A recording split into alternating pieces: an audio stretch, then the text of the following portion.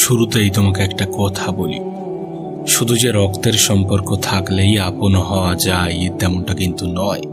আবার রক্তের সম্পর্ক না থাকলে যে আপন হওয়া যায় না তেমনটাও কিন্তু সঠিক নয়। আপন হতে গেলে লাগে আত্মার সম্পর্ক। হ্যাঁ, আত্মার সম্পর্ক। জীবনে যাই করো না কেন কখনোই কারো বিশ্বাস ভেঙো না। তার কারণ হতে পারে বিশ্বাস একটা খুবই ক্ষুদ্র শব্দ, খুবই ছোট্ট একটা শব্দ, কিন্তু বিশ্বাস রাখার যোগ্যতা সবার থাকে না। আর তোমার কাছে অনুরোধ, যারা তোমাকে বিশ্বাস রাখে তাদের বিশ্বাসটা কখনোই ভেঙো না। তোমার আমার সব থেকে কাছের বন্ধু কি জানো? মানুষের সব থেকে কাছের বন্ধু কি জানো? হ্যাঁ, আয়না। আয়না, যার সামনে হাসলে সেও হাসে, কাঁদলে সেও কাঁদে, কিন্তু আঘাত করলে কখনোই পাল্টা আঘাত করে না, বরং নিজে থেকেই ভেঙে যায়। হ্যাঁ, নিজে থেকেই ভেঙে যায়। জীবনে কখনোই কাউকে ঠকিও না, অথবা কারোর ঠকানোর শিকারও হয়েও না। কাউকে ঠকিও না, কারোর ঠকানোর শিকারও হয়েও না। মনে রেখো, কাউকে ঠকালে তোমাকেও একদিন ঠকতে হবে। পার্থক্য তো শুধু সময়ের। আজকের দিনে মানুষ চেনা অত্যন্ত কঠিন একটা কাজ। এটা বোঝা অত্যন্ত কঠিন যে কে কাছের কে দূরের, কোনটা সত্য কোনটা মিথ্যা, কে ক্ষতিকর কে উপকারী, কি বিশ্বাসযোগ্য কি বিশ্বাসের যোগ্যতা রাখে না। দেখবে, আমরা তাদেরকেই সব থেকে বেশি বিশ্বাস করি যারা মিথ্যাটাকে অত্যন্ত সুন্দরভাবে বানিয়ে বলতে পারে। হ্যাঁ, যারা মিথ্যাটাকে অনেক সুন্দরভাবে গুছিয়ে বলতে পারে। তাই তো এত দুঃখ পায়, তাই তো এত কষ্টের শিকার হয়ে যায়।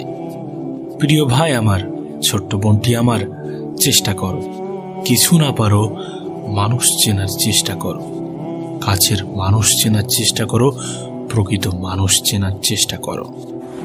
কারো কাছে তোমার মন খারাপের কথা বলার চেষ্টা করো না। হাসি মুখে ভালো আছি বলে দূরে চলে যাও না।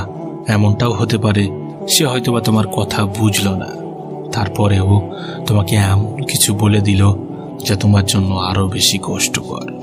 তার কারণ মানুষের কাছে সমস্যার সমাধান না থাকলেও কাঁটা ঘায়ে ছেটানোর জন্য লবণ কিন্তু ঠিকই থাকে। তাই সাবধান, সাবধান, সকলের কাছে নিজের মন খারাপের কথাটাকে বলতে চেও না। মনে রেখো, সকলে কিন্তু তোমার আপন নয়, তাই সকলকে আপন ভাবার মতো ভুল কাজটা করতে চেও না। হ্যাঁ, যদি তুমি তোমার রবের প্রতি বিশ্বাস রাখো তাহলে সবকিছু সম্ভব, সবকিছুই করা যায়। তুমি যদি বিশ্বাস রাখো যে তিনি উত্তম পরিকল্পনাকারী, তিনি যেটা করেন সেটা ভালোর জন্য করেন, তাহলে সবকিছুই ভুলে থাকা যায়। তার কারণ বাস্তবতাটা এমনই, তুমি মানো না মানো এটাই সত্য যে তিনি যেটা করেন সেটা ভালোর জন্য করেন, তোমার ভালোর জন্য করেন, আমার ভালোর জন্য করেন, ইভেন এই পৃথিবীর প্রত্যেকটা মানুষের ভালোর জন্য করেন।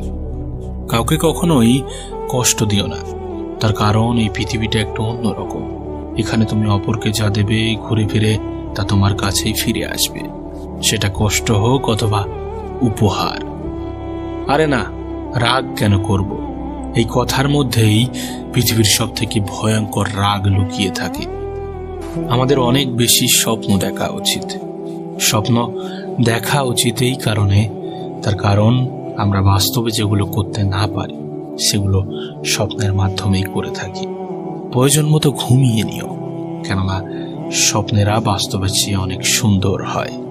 স্বপ্নের দুনিয়া বাস্তবের চেয়ে অনেক সুন্দর হয়। আমাদের চরিত্রের, মানব চরিত্রের একটা মজার দিক কি জানো? আমরা সত্যের চেয়ে মিথ্যাটাকে অনেক সহজে গ্রহণ করি। হ্যাঁ, আমরা সত্যের চেয়ে মিথ্যাটাকে অনেক সহজেই গ্রহণ করি। এই পৃথিবীতে আমাদের সব থেকে কাছের মানুষ, আপন মানুষ কে জানো? আমাদের মা। হ্যাঁ, আমাদের মা। আপন মানুষ, প্রিয় মানুষ, কাছের মানুষ, যেটাই বলো না কেন, এর ডেফিনিশন কি জানো? আপন মানুষ বলতে কি বোঝো? না, আমি মনে করি আমাদের অসুস্থতায় প্রার্থনায় কেঁদে ওঠা মানুষটাকেই আপন মানুষ বলা হয়। আর তুমি আমি যখন অসুস্থ থাকি, যখন অসুস্থতার মধ্যে পড়ি, যখন অসুস্থতার শিকার হই, তখন একটা মানুষ সব থেকে বেশি প্রার্থনা করে, সেটা হচ্ছে আমাদের মা। হ্যাঁ, এই পৃথিবীতে তোমার আমার সব থেকে প্রিয় মানুষ হচ্ছে আমাদের মা। আমাদের মা, মায়ের থেকে বেশি ভালোবাসা কেউ দিতে পারে না, মায়ের থেকে বেশি আবেগী কেউ হতে পারে না। বলতে গেলে এই জীবনটা এতটা সুন্দর, তার কারণ আমাদের মাই যে অনেক সুন্দর। প্রিয় ভাই আমার, ছোট্ট বোনটি আমার, তোমার কাছে অনুরোধ করব, একটু বোঝার চেষ্টা করো, বাস্তবতাটাকে একটু বোঝার চেষ্টা করো। স্বপ্ন পালিয়ে যায় ঘুম ভেঙে গেলে, আর মানুষ পালিয়ে যায় স্বার্থ ফুরিয়ে গেলে। হ্যাঁ, মানুষ পালিয়ে যায় স্বার্থ ফুরিয়ে গেলে। স্বার্থের এই পৃথিবীতে অনেক মানুষ আছে যারা স্বার্থ ছাড়া কিছুই বোঝে না। আর নিঃস্বার্থ ভালোবাসা দেখতে চাও? সব থেকে বড় উদাহরণ হচ্ছে তোমার বাবা মা। হ্যাঁ, তোমার বাবা মা, এর থেকে বড় এক্সাম্পল কিছুই হতে পারে না। বাবাকে কখনোই অবজ্ঞা করো না। বাবা যতই গরিব হোক, বাবার মতো শক্ত হাত এই পৃথিবীতে আর কারো হতে পারে না। এক বাবা এবং সন্তান রাস্তা দিয়ে হাঁটছিলেন। ছোট্ট বাচ্চাটি তার বাবার হাতটাকে শক্ত করে ধরে রেখেছিল। কিছুক্ষণ পরে সেই বাচ্চাটি তার বাবাকে বলল, জানি না কি মনে পড়ে, বাবা তুমি আমার হাতটা ধরো। বাচ্চাটির বাবা বলে, আমি ধরি অথবা তুমি ধরো, একই তো বিষয়। না বাবা, একই বিষয় নয়। আমি ধরলে হয়তোবা তোমাকে ছেড়ে দিতে পারি, কিন্তু তুমি ধরলে কখনোই ছাড়বে না। তাই মনে রেখো, বাবাকে কখনোই অবহেলা করো না। একজন সন্তানের কাছে তার বাবার থেকে শক্ত হাত আর কিছু হতে পারে না। মায়ের ভালোবাসা, মায়ের ইমোশন হয়তোবা দেখা যায়, কিন্তু এই পৃথিবীতে বাবার ইমোশন, বাবার ভালোবাসা কখনো অত সুন্দরভাবে ফুটে ওঠে না। তার মানে এমনটা নয় যে আমাদের বাবারা আমাদেরকে ভালোবাসে না। তোমাকে আগেও একটা কথা বলেছি, এখনো বলছি, ভুল করেও কখনো কাউকে দুঃখ দিও না, কাউকে কষ্ট দিও না। মনে রেখো, দুঃখ সহ্য করা মানুষগুলো একটা সময় সুখী অনুভব করবে, একদিন সুখী হবে। কিন্তু যারা মানুষকে কষ্ট দেয় তারা কিন্তু কখনোই সুখী হতে পারবে না।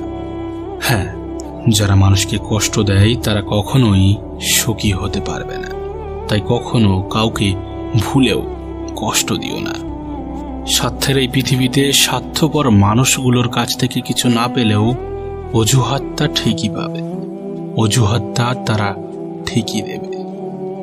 এই পৃথিবীতে সুন্দর বিদায় কেমন হয় জানো? সুন্দর বিদায় হলো ক্ষতি না করে বিদায় নেওয়া। সুন্দর ক্ষমা কেমন হয় জানো? সুন্দর ক্ষমা হলো বকা না দিয়ে ক্ষমা করা। সুন্দর ধৈর্য কেমন হয় জানো? অভিযোগ না রেখে ধৈর্য ধারণ করা। হ্যাঁ, অভিযোগ না রেখে ধৈর্য ধারণ করা। প্রিয় ভাই আমার, তোমাকে একটা অনুরোধ করব, কখনো ধৈর্য হারিও না। হতে পারে এই পৃথিবীর সব থেকে কঠিন কাজ হলো ধৈর্য, এমনটা হতে পারে, কিন্তু মনে রেখো, এই পৃথিবীর সব থেকে বড় উপহারগুলো কিন্তু ধৈর্যশীল ব্যক্তিরাই নিয়ে গিয়েছেন। হ্যাঁ, এই পৃথিবীর সব থেকে বড় বড় উপহারগুলো ধৈর্যশীল ব্যক্তিরাই পেয়েছেন। তাই ধৈর্য ধরো। তোমার এই ধৈর্য তোমার রব পছন্দ করে, তোমার এই ধৈর্য এই পৃথিবীর পরিচালক পছন্দ করে। আসলে কঠিন সময় বলতে কিছুই হয় না। আমাদের রব আমাদেরকে মাঝে মাঝে আমাদের বিবেক, আমাদের মানবিকতা, আমাদের আচার ব্যবহার, কথাবার্তা, এই সমস্ত কিছুর পরীক্ষা করে। এই পৃথিবীর প্রত্যেকটা মানুষই কিন্তু সুখের সন্ধানী, প্রত্যেকটা মানুষই সুখ চায়। কিন্তু সুখ কিভাবে পাওয়া যাবে জানো? আসলে সুখ একটা উপলব্ধি। এই সুখ উপলব্ধি কিভাবে করা যায় জানো? কিছু কিছু জিনিসের উপর আয়ত্ত রাখা উচিত। এক, সবকিছু এত সিরিয়াসলি নিতে যেও না। মনে রেখো, এই পৃথিবীতে সবকিছুই ক্ষণস্থায়ী। ইভেন তোমাকে আমাকে একদিন এই পৃথিবী ছেড়ে বিদায় নিতে হবে। একদিন এই পৃথিবী ত্যাগ করতে হবে। তাই তুমি আমি যেহেতু একদিন এই পৃথিবী ছেড়ে চলে যাব, ঠিক তেমনই আমাদের সমস্যাগুলো একটা সময় আমাদের জীবন থেকে চলে যাবে। আজ হয়তোবা তুমি পৃথিবীর সব থেকে দুঃখী ব্যক্তি হতে পারে, কিন্তু কাল তুমি নিজেকে সুখী অনুভব করবে। তাই সবকিছু এত সিরিয়াসলি নেওয়ার কোনো প্রশ্নই ওঠে না। যে কোনো বিষয় নিয়ে এত উত্তেজিত হওয়ার কোনো মানেই হয় না। 2, নিজেকে কারোর সাথে তুলনা করো না। মনে রেখো, এই পৃথিবীর পরিচালক পৃথিবীর প্রত্যেকটা মানুষকে ইউনিক ভাবে বানিয়েছেন। কেন তুমি অন্যের সাথে নিজেকে তুলনা করো? কেন তুমি অন্যের সাথে নিজেকে গুলিয়ে ফেলো? আমি জানি তুমি তোমার কষ্ট, দুঃখ, হতাশাগুলোকে বাড়িয়েছো তুলনা করে করে। কাদের সাথে করে?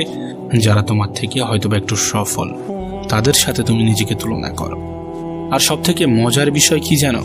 আমরা মানুষকে বাইরে থেকে দেখেই তাকে তুলনা করি, বাইরে থেকে দেখেই তাকে জাজ করতে শুরু করে দিই, বাইরে থেকে দেখেই ভাবতে শুরু করে দিই মানুষটা কতই না সুখে আছে, তার জীবনটা কতই না সুখের। কিন্তু প্রিয় ভাই আমার, তোমাকে একটা কথা বলি, এই পৃথিবীতে মানুষ কিছু পারুক না পারুক, অভিনয়টা কিন্তু ঠিকই পারে। তাই কাউকে বাইরে থেকে দেখে তার সঙ্গে নিজেকে তুলনা করো না। না, যদি তুলনা করতেই হয় তাহলে সেই সকল ব্যক্তিদের সাথে করো যারা তোমার থেকে অনেক নিচে আছে, যাদের দিনটা তোমার থেকে অনেক বাজেভাবে কাটে। আর না হলে কারোর সাথে নিজেকে তুলনা করো না। ইউ আর ইউনিক, তুমি ইউনিক, তোমার সাথে কারোর তুলনা হয় না।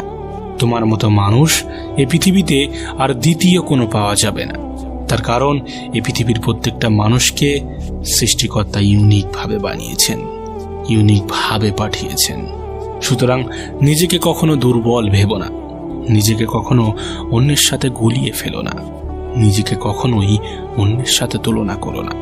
তুমি ইউনিক, হ্যাঁ তুমি ইউনিক। 3, নিজের যত্ন নাও, অন্যকে সেবা দাও। নিজের যত্ন নেওয়াটা অত্যন্ত প্রয়োজন। মনে রেখো, তুমি সুস্থ থাকলে তারপরেই না তুমি অন্যকে সেবা দিতে পারবে।